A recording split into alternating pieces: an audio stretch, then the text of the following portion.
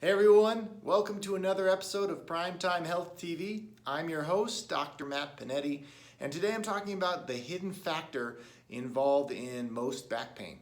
So whether you've been dealing with a back pain for a little bit of time or for a long period of time, more of a chronic issue, chances are high that this is going on with you. And until you correct it, the back pain will continually come back because you're not getting rid of one of the contributing factors.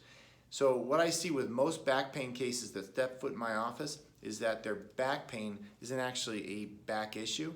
It's actually housed more in the upper part of the spine, in the neck. Let me explain. Your head sits right up here. This is the bottom of your skull. Your head weighs about 10 to 12 pounds.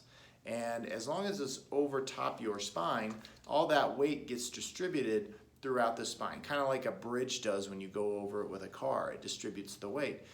When we have a straight neck, which is a common misconception, people think that your neck should be straight. It's actually the opposite of what we want. We want a nice curve in it. When you lose that curve, that weight does not get distributed very well, and it spreads all that weight down the spine. The spine is now going to have to engage a lot harder, all the muscles around it as well, to try and keep you upright. When you've got the curve in your neck, naturally all your weight is over top your body. When you lose the curve in your neck, naturally your head shifts forward. So it goes like this, and it puts a ton of stress not only in the neck but also into the low back. Those are the two areas that are going to have to try and hold you upright.